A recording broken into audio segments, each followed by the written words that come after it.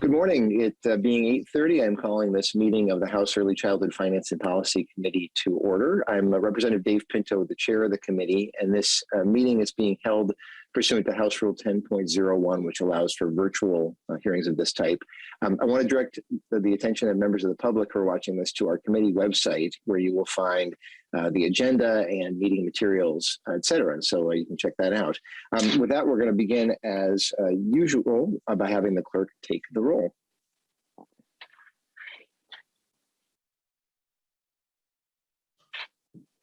And Mr. Dozen, we'll have to have you unmute if you're, there you go. All right, good morning, everyone. Representative Pinto, Chair. Present. Representative Pryor, Chair. Vice Chair, excuse me. Yep, that's okay. I liked it. Okay. There we go. Pryor present. Representative Franzen. Present. Representative Bennett. Present. Representative Bolden. Present. Representative Daniels. Present. Representative Devine. Daphne present. Davney, excuse me. Representative Damath. Damath present. Representative Jurgens. Jurgens present. Representative Cotiza-Watum. Present. Representative Morrison. Morrison present. Representative Wozlowick. Present. And Representative Vogelmont. Present. We have a quorum.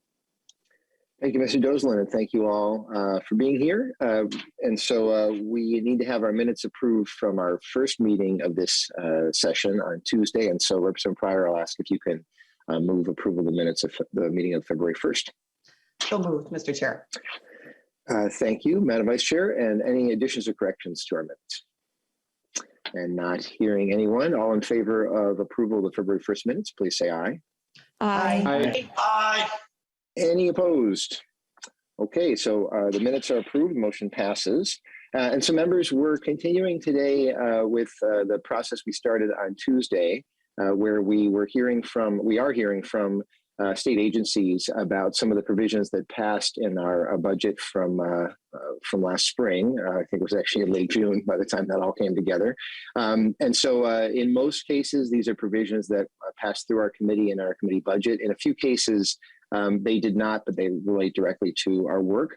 And so you'll kind of remember the pattern that we're being reminded about what passed, but then getting an update about where things stand, which seems like a good way to start the session here.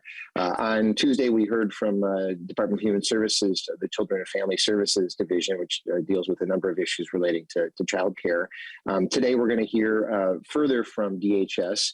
The licensing area relates a lot to regulation of childcare, among other issues. We're going to be hearing from our Department of Education, the Department of Management and Budget, our Children's Cabinet, and then from DEED, from the Department of Employment and Economic Development. And so just, I think the reason that I say that, of course, you can all see the agenda, but I guess I want to just note once again how we really are at the intersection of a number of agencies. We're not going to hear from the Department of Health today, but you'll recall that there was some discussion from House Research on Tuesday about home visiting programs and a number of provisions relating to healthy births.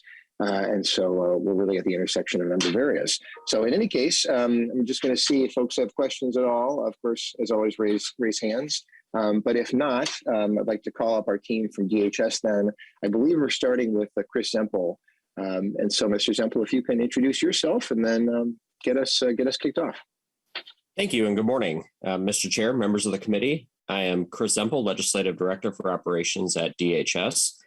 And before my colleagues from the licensing division get into their presentation, I want to give you a quick update on the status of the ombudsperson for childcare. Right now, the governor is in the final stages of the selection process for this important position, and we are expecting an appointment in the coming weeks. If you remember, this was included in the package of changes that passed last session. Like I said, we expect an announcement very soon. Mr. Chair, if there's no questions on that, I'd like to pass it off to Alyssa Dotson. And maybe Mr. Zempel, I'll just note regarding the ombudsperson provision to remind members that came out of I believe anyway, that it came out of the task force for family child care that, as we noted, was chaired by Representative Wozlowick, and Representative Damath participated in that. I know has really worked on that issue as well. So just to kind of remind everyone where that stands. But yeah, let's move on then to Ms. Dodson. If you can please introduce yourself and then get going. Thank you, Mr. Chair, and good morning, committee members. I believe we have a presentation we're going to share here, and I'll do an introduction to myself while we're getting that queued up here. But my name is Alyssa Dotson, and I am the Deputy Inspector General for the Licensing Division. I'm going to cover some updates on some of the initiatives that did pass last session and mostly came out of the Family Child Care Task Force recommendations, and then I will pass off to one of my colleagues to talk about some of the regulation modernization here as well. There we go. Our slides are coming up here. Okay, so you can go to the next slide here. So the first item that I'm going to cover here was the requirement that we develop an orientation for family child care applicants. This is to be completed by July 1st, and this will cover basic information about licensing requirements to assist applicants through the process. To start this, what we have done so far is we sent out a survey to family child care providers and to county licensors to collect input on the orientation questions and needs. We had a great response with over 1,600 providers and nearly 100 licensors who did respond to that. We also hosted 3 webinars for providers and 1 for licensors to collect additional input as well. We're now compiling all of that information into a user-friendly and plain language format. It will likely be a PowerPoint presentation with a voiceover recording that's available on demand. This will be used as a supplemental resource for applicants, but it's not a mandate. Additionally, it doesn't replace any resources that DHS or county licensing agencies may already be using to assist applicants through there, but will be an additional resource for applicants to help understand the process. Next slide. Also, that goes into effect on July 1st of this year is an expansion to our special family child care license. The special family child care is when a program is located somewhere other than in the license holder's home, including a non-residential setting. The changes that will go into effect on July 1st will allow more flexibility by allowing up to 4 special family child care licenses to 1 organization at the same location or under the same roof. If the organization is the license holder, then they would need a designated primary provider of care for each of those programs. This would be the individual that was in charge of the day-to-day operations of the program. We've seen significant interest in this model and currently are fielding a lot of questions, which is helping us to draft guidance and clarify some of those commonly asked questions. We're working on updating our licensing forms to reflect these changes, and then we'll provide training on the new forms and the changes to our county licensors, and also guidance to the new applicants as well for this program. Ms. Dodson, I'm a little bit confused about a couple of basic points, and I suspect that maybe others will appreciate this too. Can you just remind us, like an example of a special family child care license that an organization, you said it's where it's not in the license holder's home, so where might it be, if you can give an example of that? And then also just remind me whether that, whether this is I believe this existed previously, but what we passed allowed there to be a larger number of licenses issued to an organization. If you can just clarify that. Sure, thank you, Mr. Chair. Yes, this did expand. It used to be, I believe, 2 licenses, and we've expanded it to 4 with this language. This would be something like an organization, like a church organization that wanted to have family child care programs under 1 roof. Each of the programs need to operate separately and that's where that primary provider of care would be the person in charge of day-to-day operations at each of those separate programs. So they're kind of individual licenses under 1 roof, but an organization can coordinate that and be the overall license holder of that program then. So a church would be a good example of something like that. Okay, and the advantage of a family child care doing that as opposed to child care center is that it's going to be a simpler sort of regulatory model to go with. Is that the advantage there? Correct. Yes. Okay. Good. Okay. Thanks. Yeah, and of course, members feel free to raise your hands and ask your own questions. But I appreciate Ms. Dotson. You doing that? I don't see any hands, so please continue. Okay. I think we can go on to the next slide here. Another initiative that we are undertaking is the building out our website to include frequently asked questions for family childcare providers. Right now, we're compiling this information and trying to understand what those frequently asked questions are through the calls and emails that we get on our triage lines and through the webinars that we have hosted with providers. We're compiling that information to come up with what some of those frequently asked questions are. A lot of the questions we do receive are very specific to a situation or a provider, so they're not broadly applicable. So we're trying to pull out some themes and common areas of that to provide some guidance on this website. Right now, we are working with our webpage experts and our communications staff to figure out the best way to display this on the website so it will be an easy, user-friendly format. We will likely start with just a basic framework and then build upon it to make it more robust as time allows and as we continue to get more feedback and more questions that come through. And then our alternative licensing, or alternative childcare licensing models. This is a project that we are undertaking to explore what models of childcare might exist in other states and are not allowed in our current state statute. This will be undertaken with a facilitator who will explore these opportunities or what exists in other states with a group of stakeholders, including counties and providers. It will culminate in recommendations to the legislature on January 1st, 2023. We issued an RFP for a facilitator for this project. We've reviewed all of the responses and have chosen a respondent. We're in the very final stages right now of executing that contract with the respondent. And as soon as that is finalized, we'll be able to announce who that is. But we do expect that that will be imminent and that the work for this project will start this month. And with that, I'm going to pass this next section off to my colleague, Larry Hosh. So. Okay, Mr. Hosh, glad to have you here, and please introduce yourself and proceed.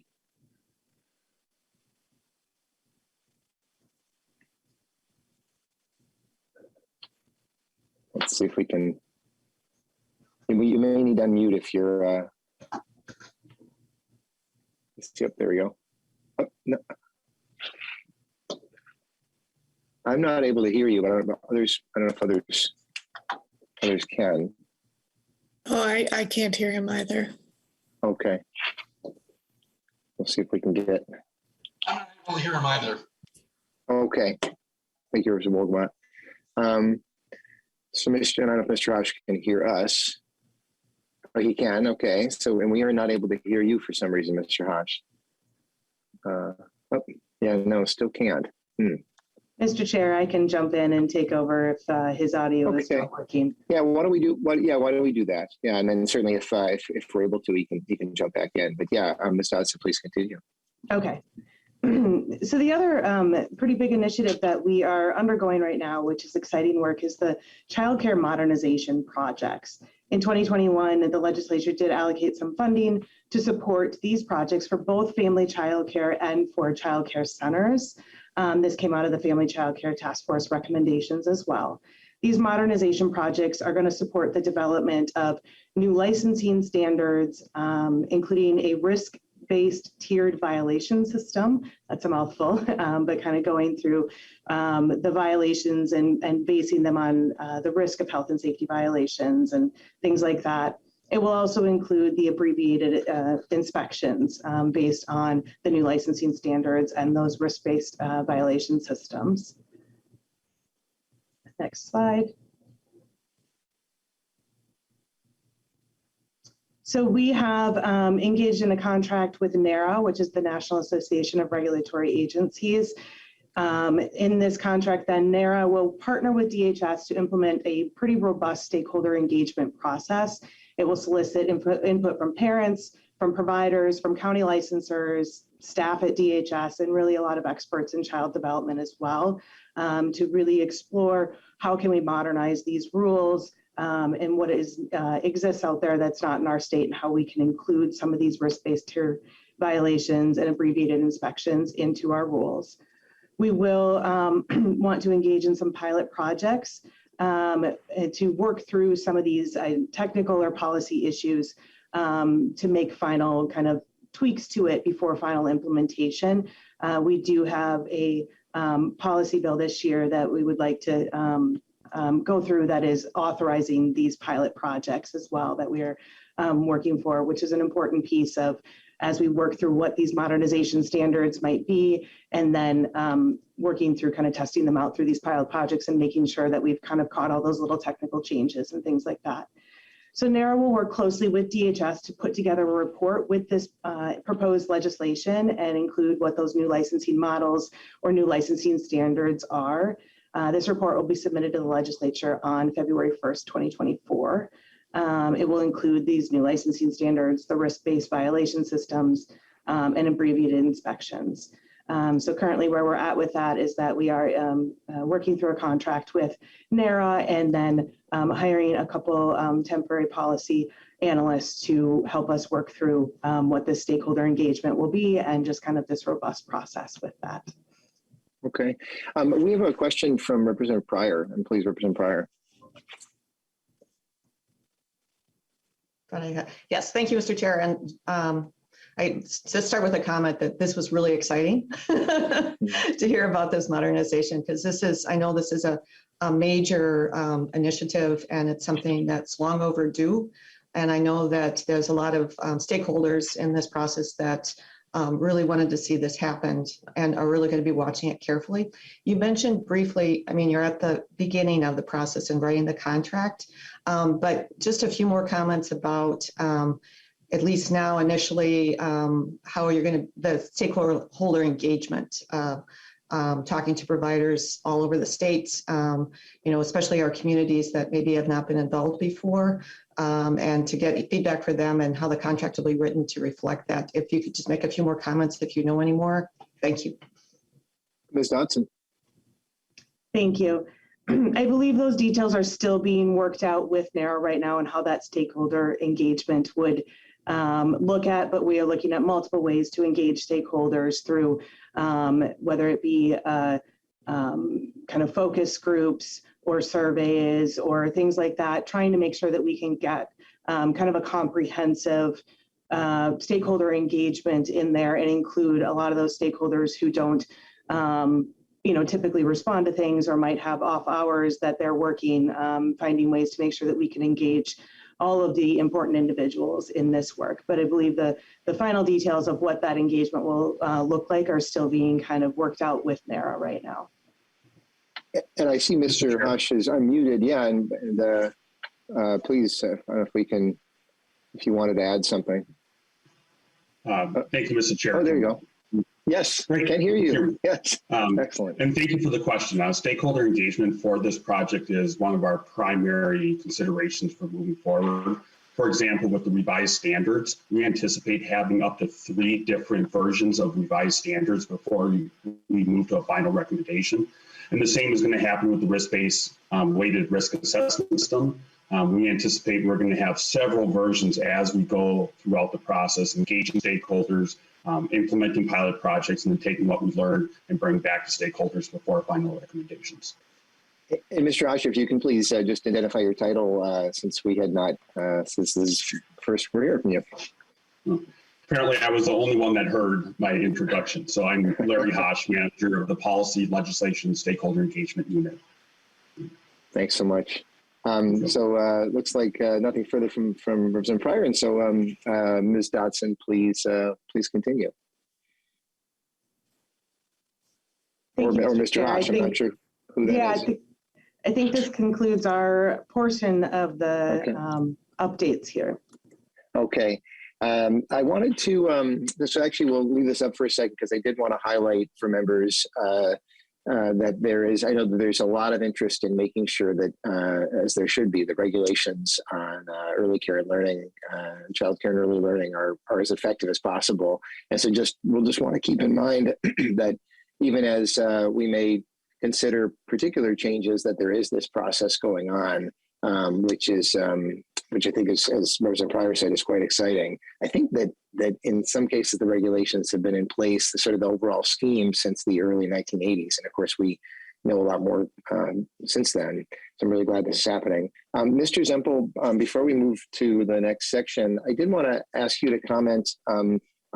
So on Tuesday, Representative Dameth had noted just the length of time. I can't remember exactly what it was, but it was a provision that had passed in June, and then even now we're still trying to put that in place. And I just have noticed as I'm looking at a number of these slides that, similarly, items passed in June, we're still trying to get contracts in place.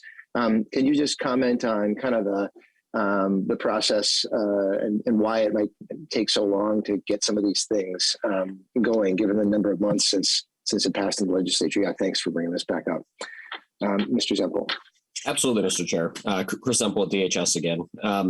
And so things passed in June, effective dates, I believe on that for our contracting starting July 1st, but the process we have to do, an RFP has to go through our attorneys and our contracting staff at the agency. This is a part of the agency, and members, if you've seen the governor's budget, we've actually asked for additional staff to help us with our contracting and grant making processes at the agency, because with all of the great new things from last session and the response to COVID, we are actually we've been behind on getting that up and running. But I can share on this process, we are in the final stages as well, and so I anticipate having something more to share with the committee very soon. It's my understanding, Mr. Zempel, that we sent all these projects in the direction of the department, and of course funding didn't match the projects, but we did not expand the number of folks in that kind of contracting area. So it's almost like you have a snake that was accustomed to eating a certain amount of food, and now suddenly we give this giant meal because there's just a lot of projects that's seeing the presentations, and not just in our area, many others. And so it just takes the snake that much longer to process the meal, which is part of the reason it's just taken a long time to make its way through the snake, because there was not an expansion of the staff to actually kind of do the compliance and everything to put that in place, which of course we want to make sure that we do. Is that a kind of an accurate metaphor? Can you just comment on that? Mr. Chair, I think you hit the nail on the head. That's exactly what's happening at the agency. And so if we don't have more staff to do the work, the only thing we can add is time onto the process. And so unfortunately, that's where we're at. But again, I think on this one, we'll have something more to share very soon. And I'll just note one final comment on this. And of course, members, please feel free to raise hands for questions or comments or anything. The one other note that I'll make is just that when we passed a number of these things in June and then set dates for when reports were due back, I think it probably was with the assumption that things would be happening more quickly than they are, because we hadn't been taking the contracting issues into account. I guess we'll all just have to keep an eye on being able to hopefully catch up on the work in the second half of things, so to speak, so we can get those reports back by each of those deadlines. But I know you all are working on this just as hard as you can. So thank you very much for that. I'm not seeing other hands up, and so we'll move to Ms. Grom. So members, we've been hearing from the licensing portion of DHS, and then finally we're going to hear from the Community Supports Administration. There's one piece that's in their area. So Ms. Brown, please introduce yourself and then share with us.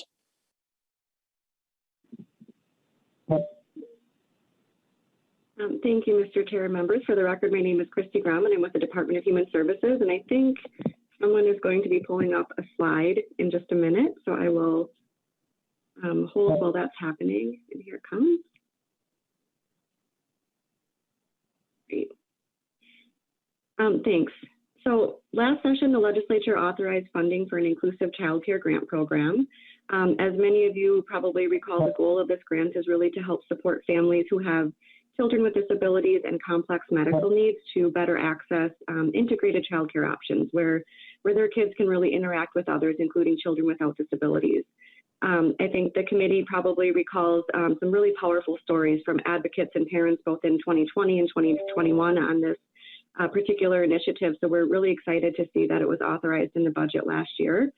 The legislation required the funding to flow through counties or tribes to childcare providers to help them really support, get the support that they need to serve children with disabilities. So the funding can be used for things like environmental modifications, staff training, teacher training, services to support kids, things like personal care assistance, nursing services in childcare facilities, behavioral health supports and things like that. The same kinds of services that you'd see kids accessing in schools and in other community settings.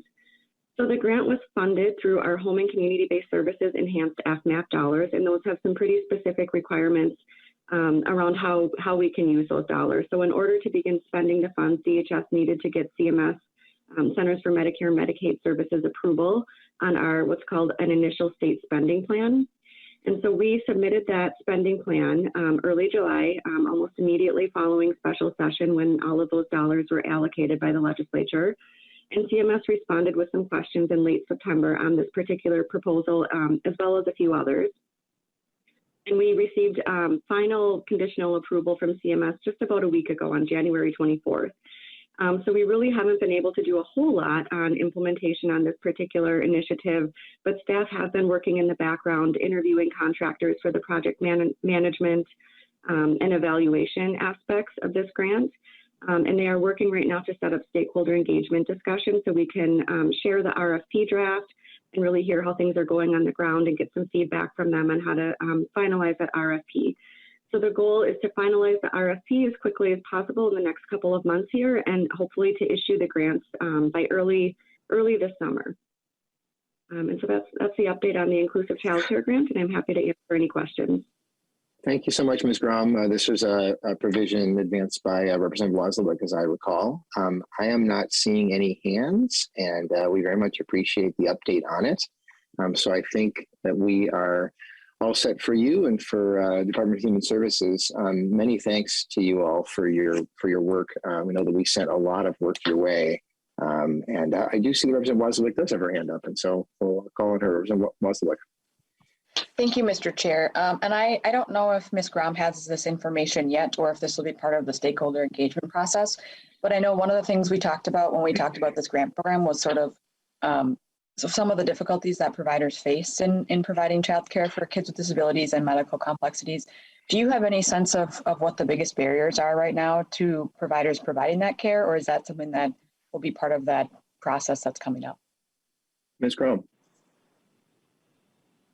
Mr. Chair and Representative, that's a great question. You know, I don't have many specifics. I haven't met directly with the child care providers, but I know our staff have and are planning to do more of that. So I can probably follow up with more details on what they're identifying right now. I'm sure it's sort of a changing landscape with COVID, and everything is evolving. So I'm happy to get back to you with more information. We do have some, I think it's, I can't remember if it's quarterly, but there are reporting requirements for the child care providers. So we'll be able to get data on how this is going in real time. And then we have a report to the legislature in February of 2023. But I suspect we'll be able to get you more information ahead of that report.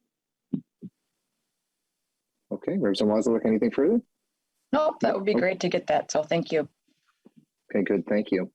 And again, thanks to the DHS team. I think some really exciting initiatives, and we really appreciate you working through them. And again, there may need to be some hustle because of the challenges of setting up the contracts in the first place. We know that you're going to focus on that, and that's great. So we next are going to hear from our Department of Education. We have Ms. Burnham here, I believe, Assistant Commissioner Burnham. Are you an assistant or a deputy commissioner? Hi, good morning, assistant. Assistant commissioner. Okay, well, always glad to have you with us, Commissioner Burnham, and please proceed. I guess you've introduced yourself, and please proceed. Thank you, Chair Pinto, and good morning, committee members. Thank you for having us this morning. We are going to give a brief update on the activities from last year that occurred with some of the COVID relief funding. And I've also included some programmatic slides at the end of this deck to serve as just general updates that we probably won't get to this morning. But I wanted to be sure that we looked back at last session and talked about some federal fund investments. So with that, we will start with the voluntary pre-K.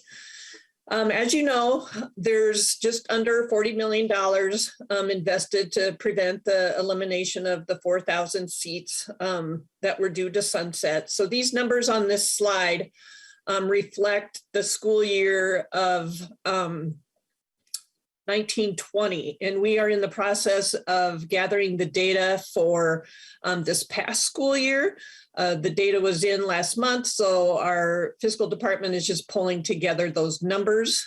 We do expect a reduction in enrollment from last year, mainly simply due to the pandemic, but the majority of the seats were still used. And just a reminder that both these programs offer 350 instructional hours. Next slide. And then, as you know, last year, there was screen time legislation that was passed that will go into effect July of 2022. And the intent of that legislation is for preschool and kindergarten students not to use individual screens without the engagement of a teacher or other students, except for those students with IEPs. So what we have been doing to prepare for the implementation of this legislation is really start building awareness by communicating with superintendents and our early learning community. We've been meeting with internal and external partners to determine the best ways to support teachers and staff. We've drafted some screen time guidance and, of course, are gathering stakeholder feedback on the guidance, and will likely offer PD sessions on this screen time legislation this spring. Next slide. And Ms. Burnham, I'm just going to just clarify for folks, because I'm not necessarily from this world, that PD is professional development. Yes, I'm sorry. No problem. As a prosecutor, my head went to police department, which would not make a lot of sense. So that is good to get that clarified. And please continue. Thanks. Thank you, Chair Pinto. So with the $3.5 million that we received federally for our work with the early childhood special education, the funds were available to obligate by Part C lead agencies between July 1 of 2021 and September 30 of 23, and must be liquidated by January of 24. The application process and use of funds was due to the Federal Department of Special Ed this past August, and through stakeholder engagement, the following buckets for funding for distribution were identified. And those included Family Voice, Family Outcome Survey, funding districts through subgranting, statewide professional development and ongoing support, and continuation of support for Help Me Grow, the overall referral process, and the Child Find and Outreach activities. Next slide. Then some individual grant programs, one being the Reach Out and Read program was granted $150,000 in ARP funds. And the Reach Out and Read program partners with medical professionals to provide children with developmentally appropriate books and gives parents guidance when they come and do their well child visits to the clinic, and really is a program that focuses on those early literacy skills and encourages parents and gives them some tools to work with their children in early literacy at home. So the funding is being used to expand clinic base as well as maintain levels of high program quality at new and existing programs. The Parent Child Plus program not only was granted some state funds, but also additional ARP funds. And again, the Parent Child Plus program is a literacy focused program. It is free and includes intensive home visiting for families with children between the ages of 2 and 4, and provides an evidence-based and research-validated early childhood literacy and school readiness program. This, with the expansion in funds, Parent Child Plus is working to provide programming during the pandemic and maintain program quality, as well as adding a parent-child family childcare component to the model, which, as we all know, is just really exciting. And so it will provide comparable service to family childcare providers and allow broader community reach. Next slide, please. In additional ARP state fiscal recovery funds, 3.5 was awarded to continue funding the 8 education partnership coalitions in the summer and fall of 2021. Those coalition members includes Austin Aspires, Rochester's Cradle to Career, Every Hand Joined in Red Wing, Northfield Promise, United Way of Central Minnesota in the St. Cloud area, Generation Next in Northside Achievement Zone, and St. Paul Promise neighborhoods here in the metro. The RFP, we currently have an RFP out to fund 5 additional education partnership coalitions at $100,000 each. And these tasks are, these programs are tasked with coordinating at the local level how to achieve the following goals, which are very closely aligned to our world's best workforce goals. Next slide. Then we had some gear funding that went out to serve additional children with priority status on the Early Learning Scholarship waitlist in April of 21. Last summer, we had a $20 million summer preschool program that to date served over 5,000 4- and 5-year-olds who will be entering kindergarten, who entered kindergarten, and whose preschool or kindergarten experience, of course, was disrupted through COVID.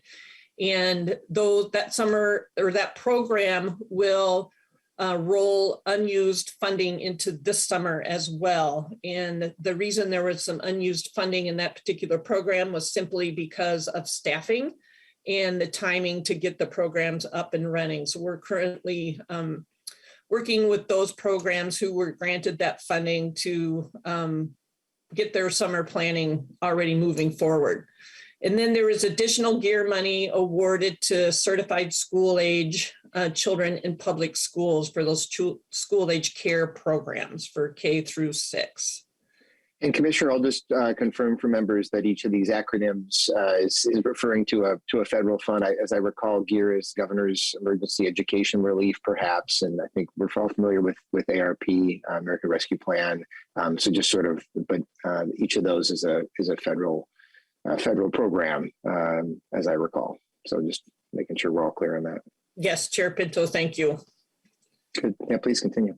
And actually, let me just, and sorry, one other pause, as long as we've been talking about what's just passed, to give a couple shout outs to members who've led on those bills that you mentioned, the screen time provision, and that was Representative Morrison's, and then Reach Out and Read, I know Representative Katiza Batoon had authored that and pushed that. And a big shout out to Chair Davney and to Representative Pryor, who I know for several of the pieces that you identified along the way here, we're pushing quite hard in negotiations with the Senate.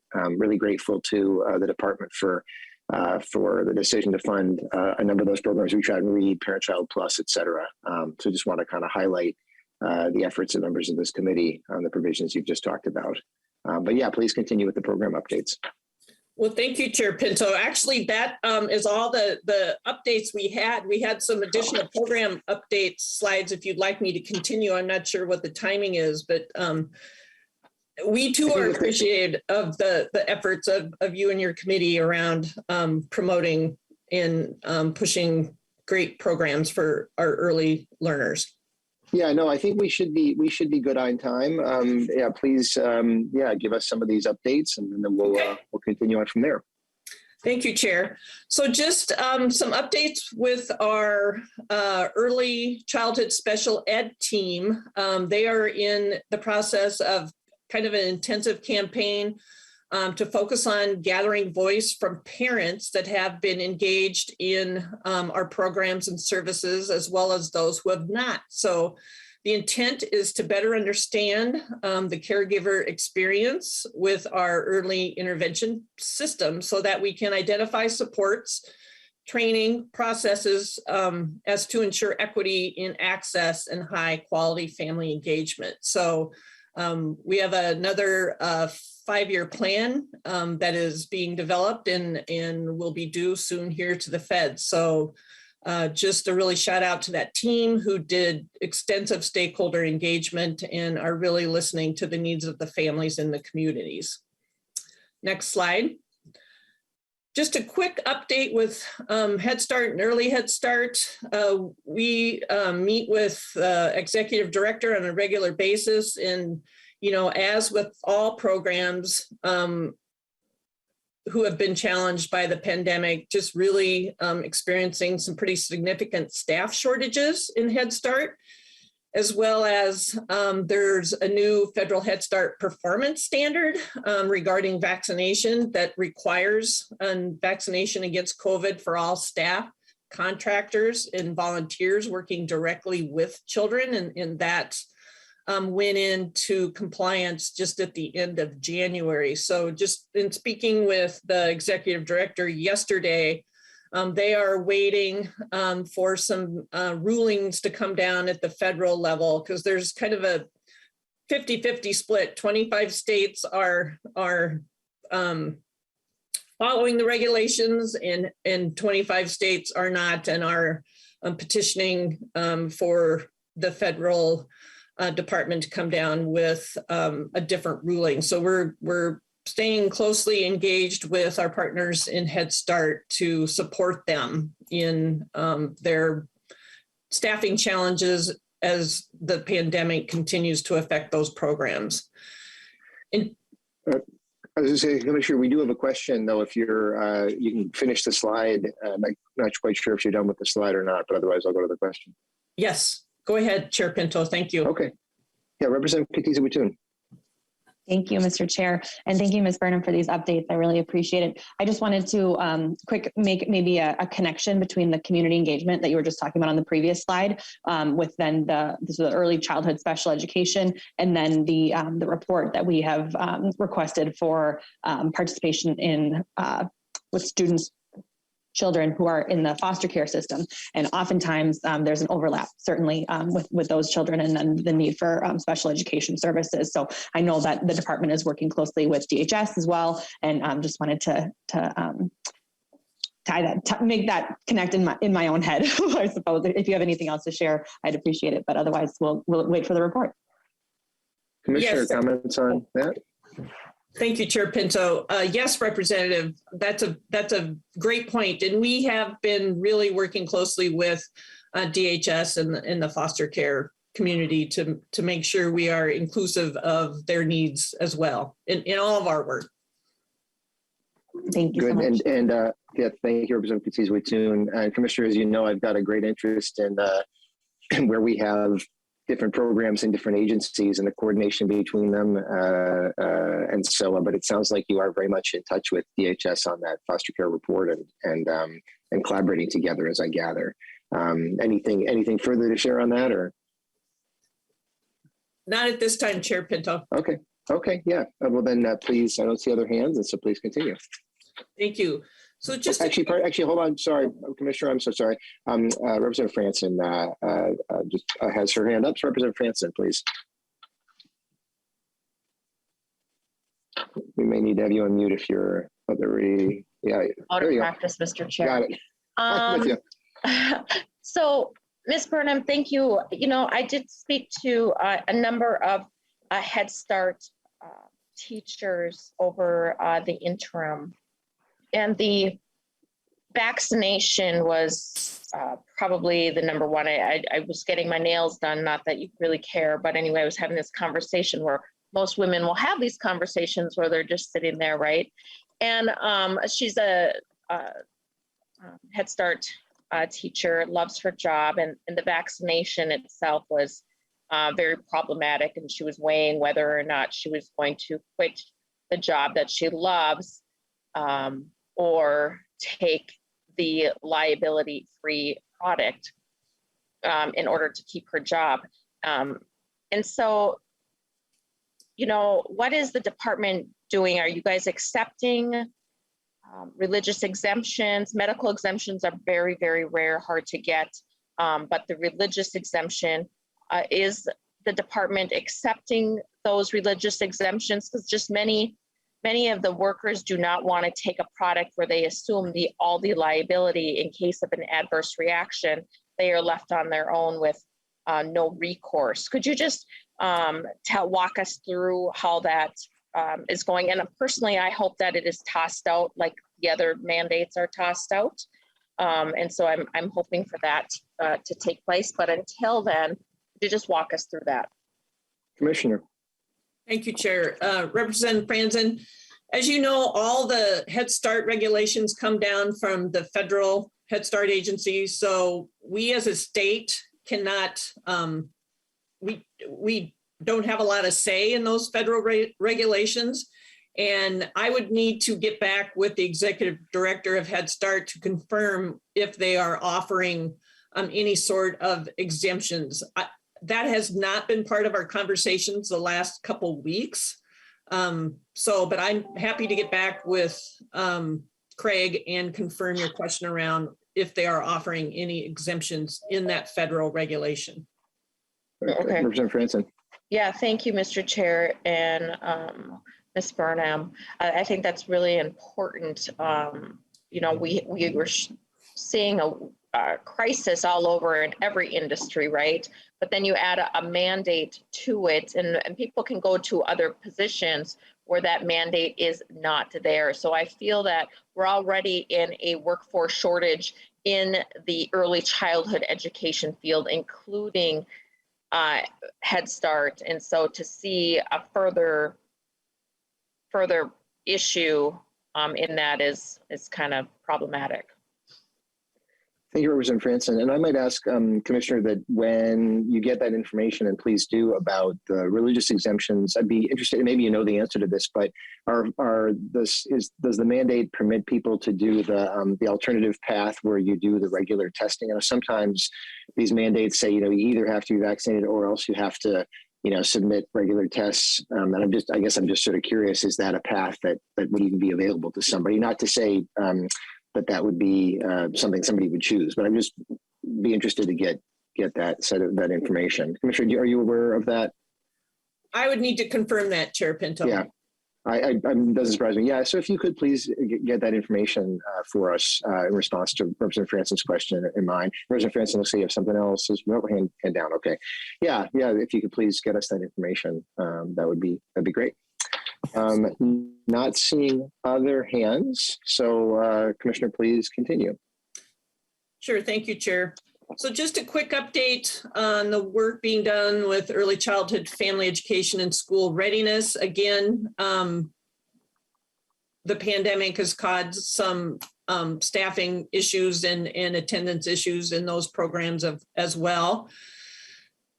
And of course, in all programs, it's not only finding the staff, but keeping the staff and keeping the staff healthy and supported in these programs as well. And just an update on every ECFE program, of course, completes the community needs assessment. And the last round of that, responding to family needs, continued to be one of the top themes, as well as innovative and responsive programming, more partnering, and just overall supporting families during this pandemic. Then we have health and developmental screening.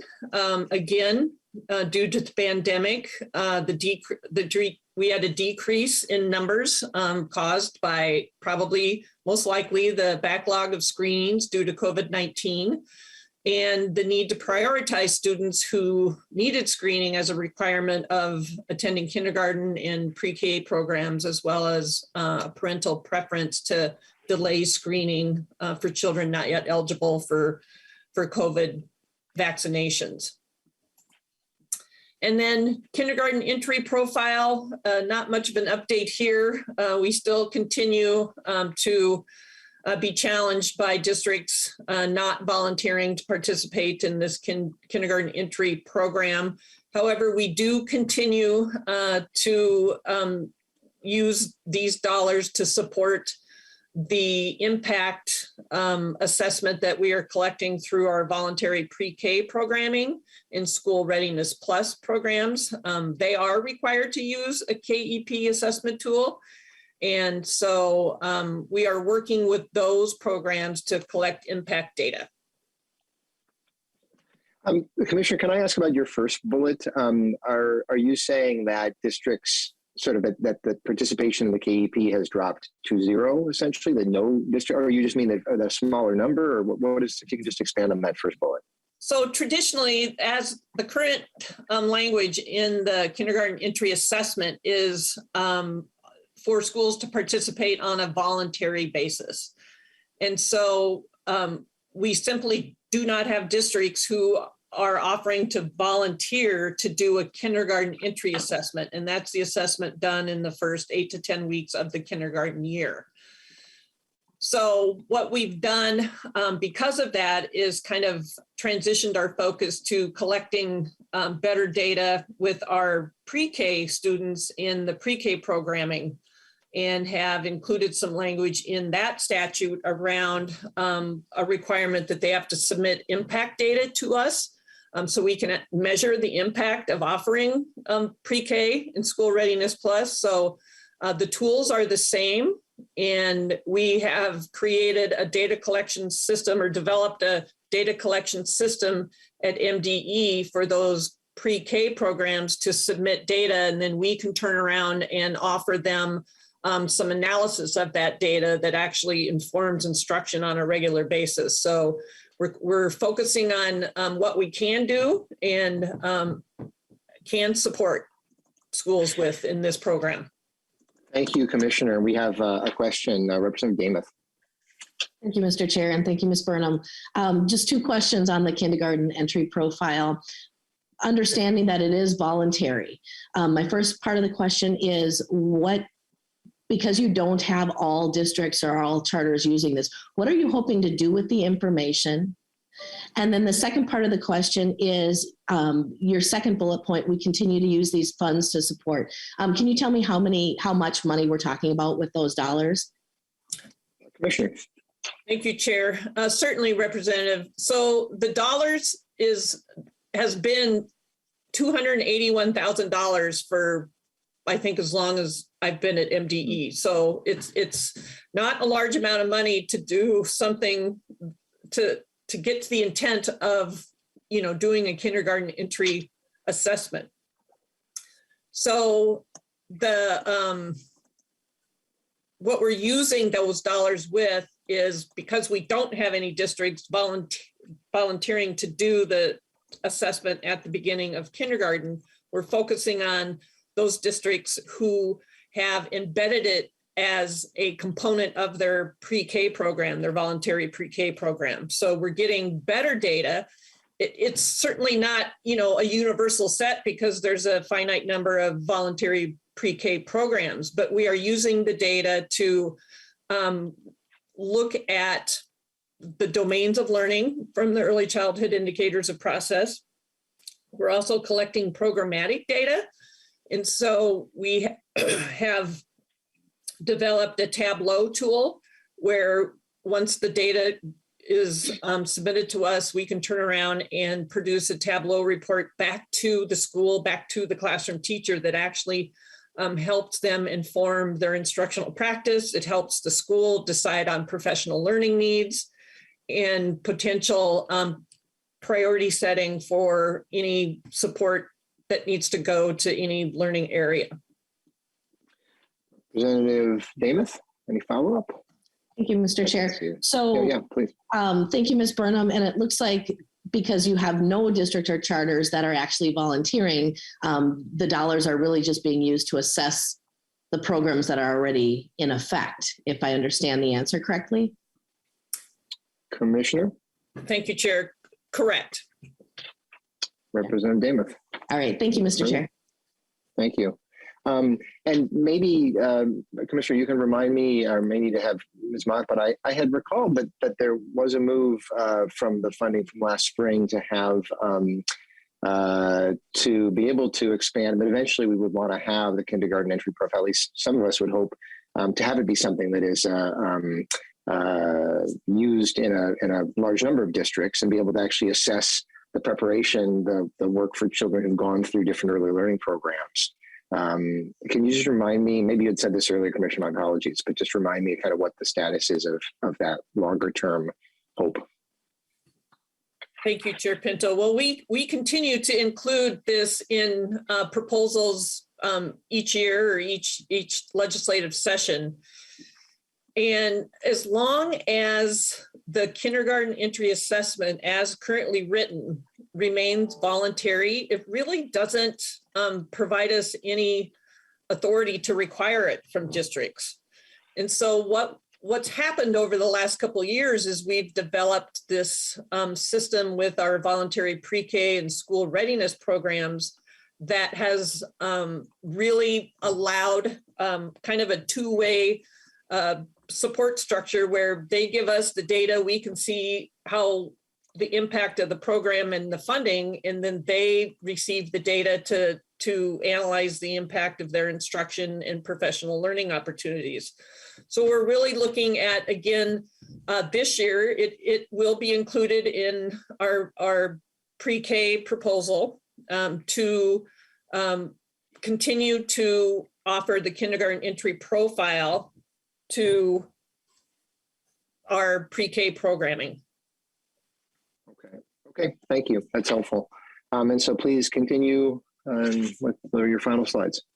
Just a couple left. Thank you, Chair Pinto. Just an update that we did increase the scholarship cap for priority populations, and you can see on this slide what those increases were, as well as did an increase of $1,000 to all scholarships.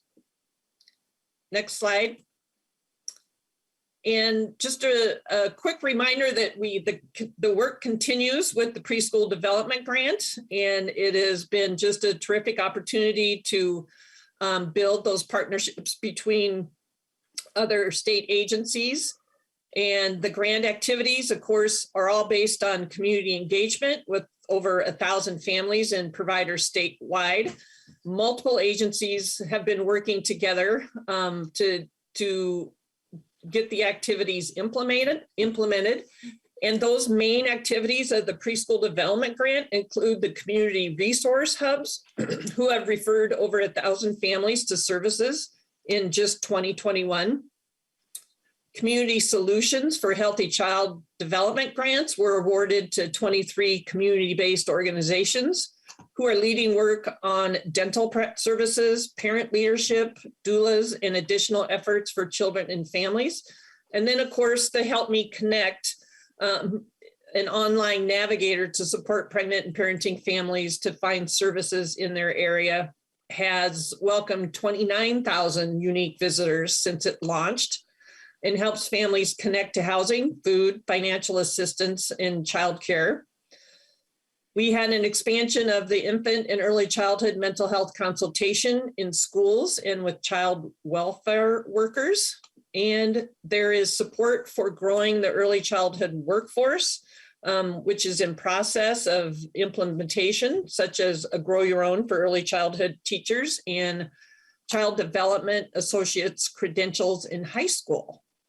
So those are just a few things that is happening right now in the preschool development grant. And with that, I will close with MDE's slides.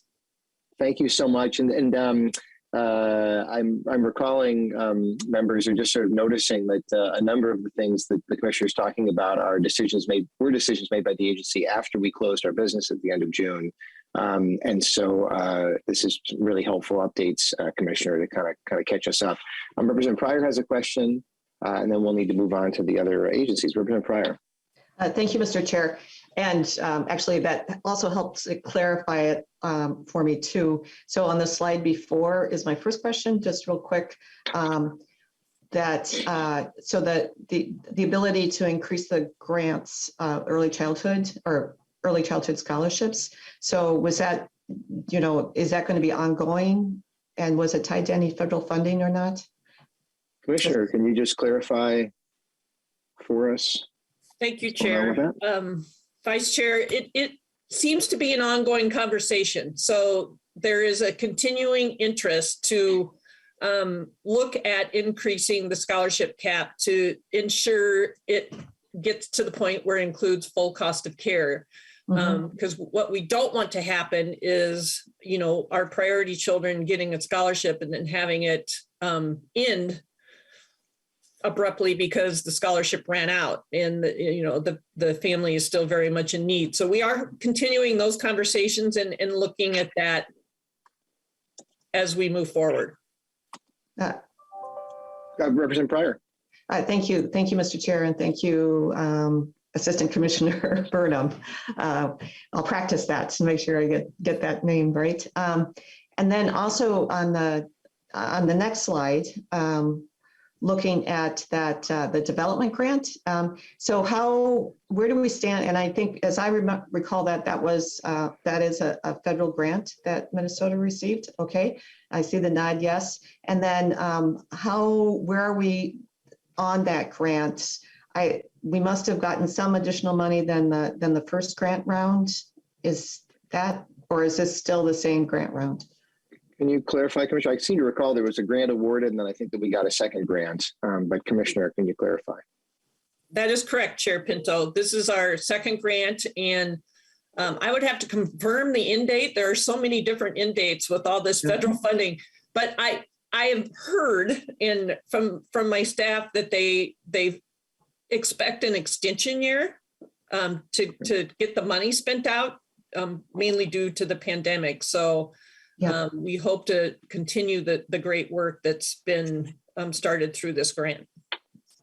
Yes. President Pryor, anything quick? We should again just real quick, and it is great work, and so glad to hear that we'll be able to extend it. Well, it's not confirmed, but we hope to. Representative Pryor, thank you, and Commissioner, thank you so much to you and your team for all of your hard work. This is actually a really nice that was a very nice transition slide and conversation to our next speaker, who is with Minnesota Management and Budget.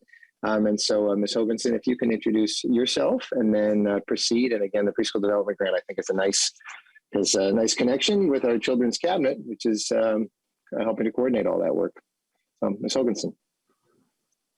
Good morning, Mr. Chair and members. My name is Stephanie Hoganson, and I am the Policy Director for the Children's Cabinet, which is housed at Minnesota Management and Budget. And I'm here today to provide a brief overview and update of the 2021 legislation and appropriation to MMB for two items, the Early Childhood Governance Report and the Great Start for All Minnesota Children Task Force.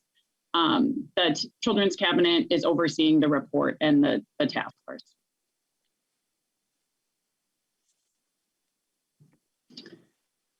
So first, I'll talk about the governance report. The Children's Cabinet was directed in the 2021 HHS Omnibus Bill to execute a report on the governance of programs related to early childhood care and development.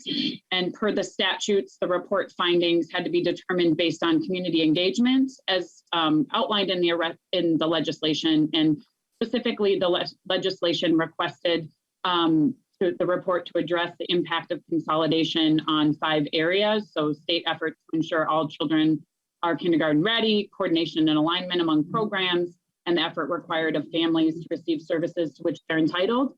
The effort required of service providers to participate in early childhood programs, and the articulation between early care and education programs and the K-12 system. $200,000 was allocated for the completion of the report, and that was done through a transfer of American Rescue Plan Act, CCDBG funds from DHS to MMB. And to execute the report, the Children's Cabinet contracted with the Management Analysis Division, or MAD, at MMB. And they did the research, community engagement, and the report writing.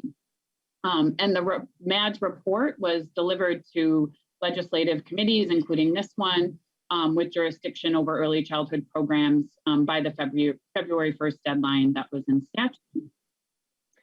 I'm just going to note for Ms. Hoganson, for members that, so we received that report just on Tuesday. virtually certain that it was sent out to all of you. If not, but yeah, I'm almost positive it was. And what I've asked, well, the plan to do is to have a separate hearing where we will, after we've all had a chance to digest the report a bit, to hear the presentation on the report and kind of have a broader discussion about early childhood governance. So I've asked MMB to just give us a reminder about what the status is, but the plan is to have a more full conversation at another time. I'd say probably in a few weeks, and we're still working that out. So yeah, so please, Ms. Hoganson can move on then to the Great Start Task Force. Great, thank you, Mr. Chair. So next I'll provide an overview of the Great Start for All Minnesota Children Task Force. The task force was established to develop a state plan and implementation timeline, ensuring that all families have access to high quality early care and education that enriches, nurtures, and supports children and their families. MMB was tasked with administration of the task force, and the Children's Cabinet is leading that work. And as part of that charge, the task force is working to meet the following goals. So affordability by ensuring family costs for early care and education, or ECE, are affordable. Accessibility by ensuring that a child's access to high quality ECE is not determined by the child's race, family income, or zip code. And a supported ECE workforce by ensuring Minnesota's ECE educators in all types of settings are qualified, diverse, supported, and equitably compensated. And so as outlined in the statute, a draft plan and implementation timeline must start in July 2025 and finish no later than July 2031. And to meet this charge, the interim report is due to the governor and jurisdictional legislative committees by December 15th, 2022. And final versions are due by February 1st, 2023. And $858,000 was allocated, again, through a transfer of ARP CCDBG funds from DHS to MMB for task force operations. And this amount includes costs for certain agency staff required by statute to participate in the task force to provide data and information. And I should note that this was a proposal from Representative Bolden, who serves on the task force. I believe that she is the House representative, but perhaps there's another member as well. My apologies if I'm missing that. But I know Representative Bolden is on the task force. So please continue, Ms. Hoganson. Yes, Mr. Chair, Representative Bolden is appointed to the task force. So to update on kind of the work that we've done to start up the task force, MMB has, following an RFP, we hired a contractor to provide meeting facilitation and plan development. We hired a task force coordinator to provide administrative, consultative, and coordinate program support for the task force. And then the full task force meets virtually each month. We had our first meeting on November 30th. Each meeting works to address the charge and goals provided in statute. And per statute, the meetings are subject to open meeting law and are live streamed for public viewing. And there are, as prescribed in statute, there are 15 voting and 22 non-voting member positions, and 3 voting members serve as co-chairs. And as I mentioned, the first meeting was November 30th, and there have been 3 total meetings. And since in those meetings, the task force has identified guiding principles and are committed to grounding their work in local and national research, analysis and modeling, analyzing existing recommendations in previous working groups and task force, and stakeholder feedback. And 2 working groups of the task force have been established and will start to meet monthly beginning this month. And they'll take directions from the full task force and do some research analysis and bring proposals back to the full task force regarding key topics. And those 2 working groups are one on workforce compensation and supports working group, and then the parent and provider affordability working group. And noted here, the task force we maintain a website where there's slides, meeting minutes, and notice of future meetings for reference for the public and members. And with that, I'll turn it back to you, Mr. Chair, and happy to answer questions. Thank you, Ms. Hoganson. And I should note, I believe that that there will be or scheduled to be a House GOP appointee to the task force as well. And so we'll certainly recognize that person when appointed. I gather that has not happened yet. So the opportunity is available, members. I think to go for that if you're interested. And it's a pretty exciting task force to be a part of. I'm just looking to see if there are any questions the members have. And not seeing any. And Ms. Hoganson, you and your team at Children's Cabinet have been working just incredibly hard the last 2 years, as the other folks have presented to us. And so you have our great thanks in pulling these pieces together and many, many, many other things. So thank you so much, and thanks for being with us today. Not seeing hands raised, and so we're going to our final agency presentation then to catch us up, which is the Department of Employment Economic Development.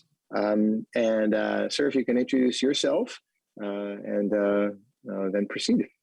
Yeah, great. Daryl, do you want to kick us off, or do you want me to just jump right in? Why don't you introduce yourself, Brandon, Great. And then I'll get the slides up. Yep. Awesome. Thank you, Chair and members of the committee. I'm Brandon Toner, Director of the Office of Small Business Partnerships here at the Department of Employment and Economic Development. We have a broad array of programs, and one of those is what we call the Child Care Economic Development Grant Program, and I'm here to present on that to you all today. And we'll just jump right into it. Yep, please do. Yep. And then next slide, please, Dario. And so this is the what we call the Child Care Economic Development Grant Program, so we don't confuse folks, but this is a relatively modest but impactful program that delivers funds to local communities to increase the quality of child care providers to support economic development across Minnesota and within their communities. I emphasize that this is a really flexible tool that we allow communities to respond to us about what they need to use these funds for to innovate solutions to their child care issues in their community. And we've learned some things about what works well and what doesn't work so well, but the funds can be used for childcare business startups and expansion, training, facility modifications. A new use in this latest iteration is direct subsidies to incentivize or retain employees, which we know is a high need. Improvements required for licensing, assistance with licensing, and other regulatory requirements. And then, of course, we prioritize based on documented shortages of child care providers in their areas. There's a couple requirements with this program that 50% of the funding goes to Greater Minnesota, and 50% of the funding, of course, or at least 50% of the funding in Greater Minnesota. And usually we see anywhere between 50 to 70% of the funds going to Greater Minnesota, where, frankly, the need is the most acute for actual facilities and providers. Next slide, please. And then, so this program started out as a pilot program in 2017, exclusively to Greater Minnesota, and then was funded on and off between 2018 and 2021.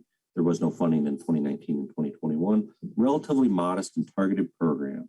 And then what we saw in 2022 is a larger investment and a sustaining investment in this program, kind of bringing it out of the pilot stage and providing a horizon that communities could aim for. Even if they weren't ready for this round, they could look forward to the next round. And so that's been a great advantage for communities that are interested in this funding, to have that predictability in future funding. So we'll have, we've launched the FY22 RFP in September and are now in the process of, we've made award decisions and are in the process of executing contracts. We're almost 90% through that process, and we'll start to see these dollars go to work pretty soon here.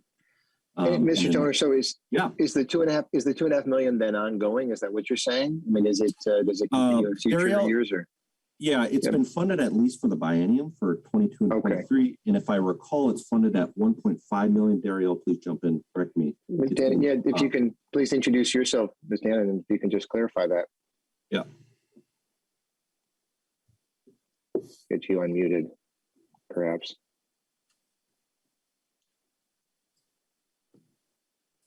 I'm not hearing you. I'm looking for you on my screen here.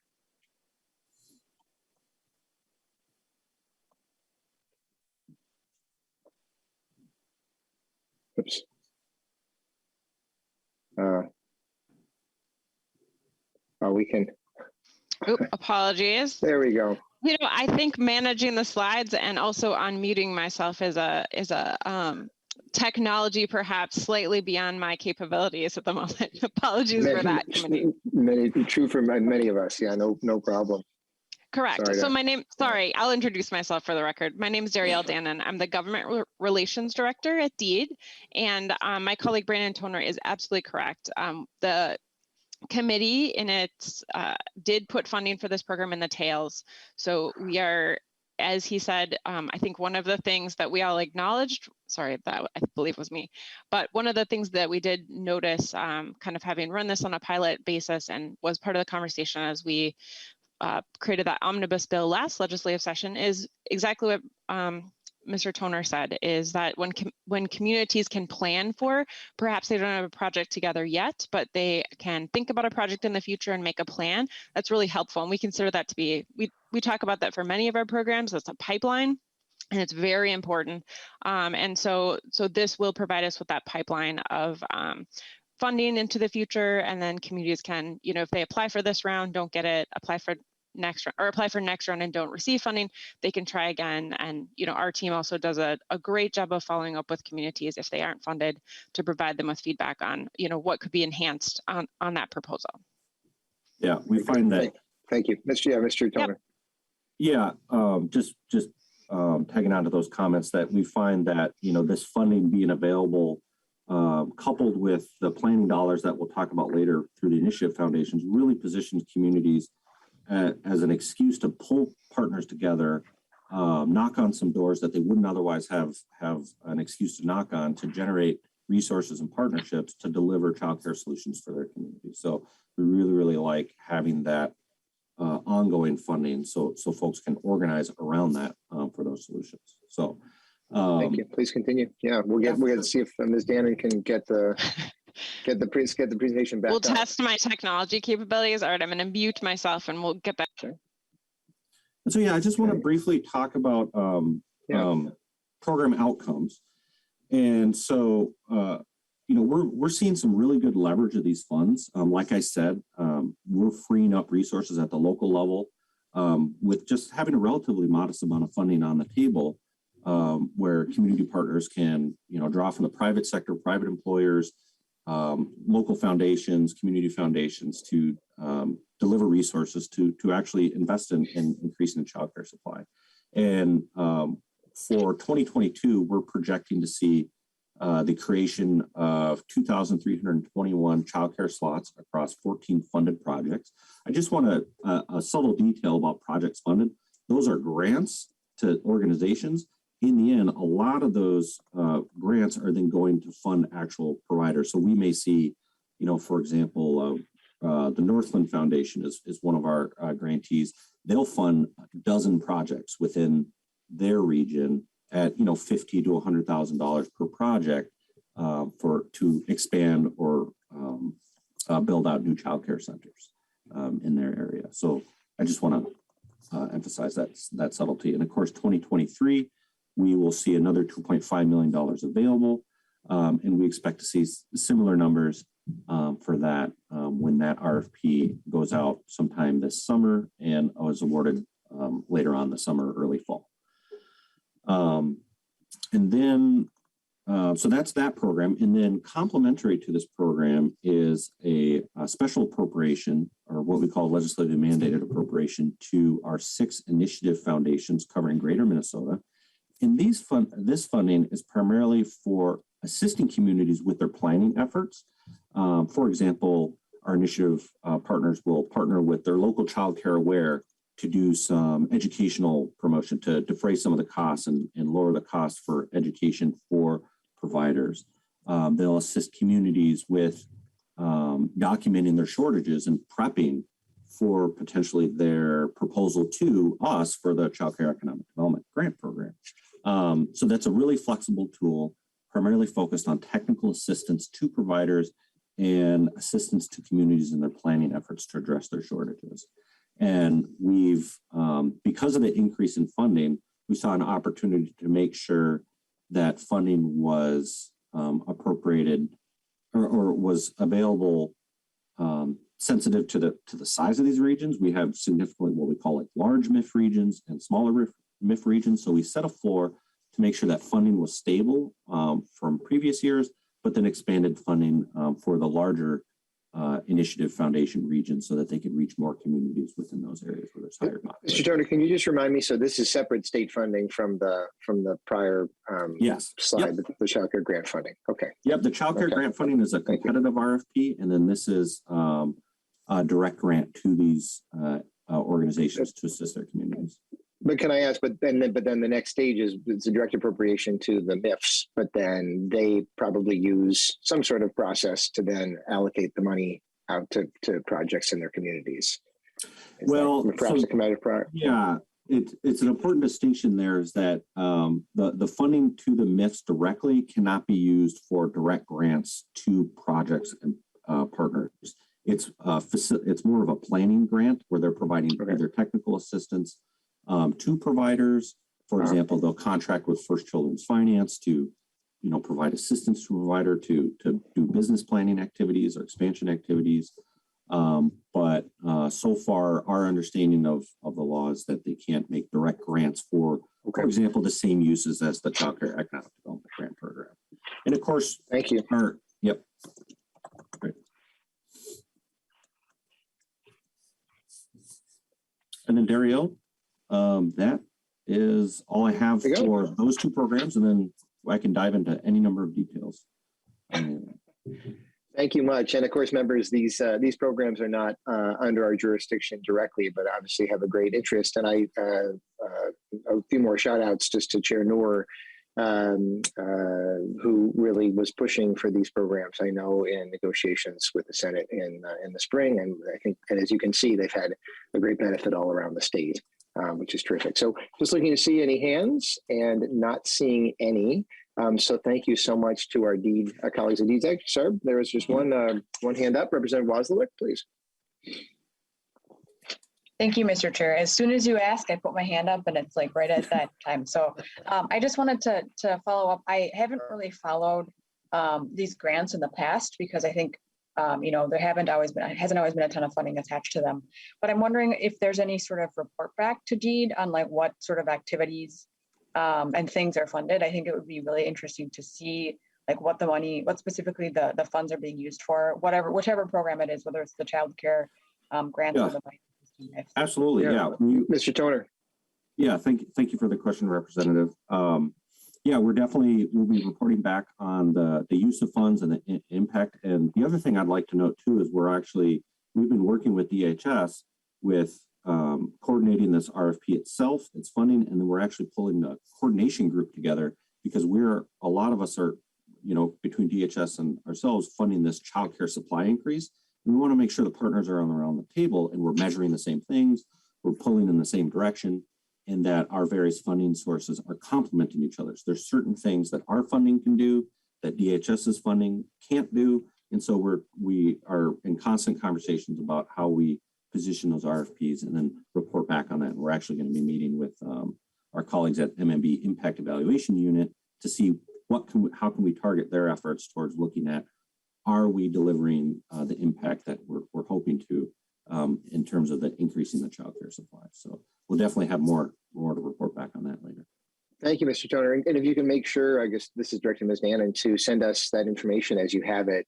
Sometimes there can be the different jurisdictional silos. And so it goes to Jobs and Workforce Development on our committee. And so if you can just get us that information, I know folks would be interested to see the impact around the state.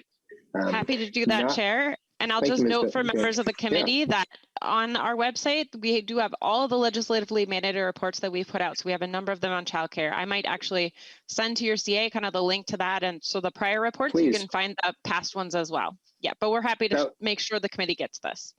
That'd be terrific. Thank you so much. That is great. Not seeing other hands up. Thank you so much, Ms. Dan and Mr. Toner.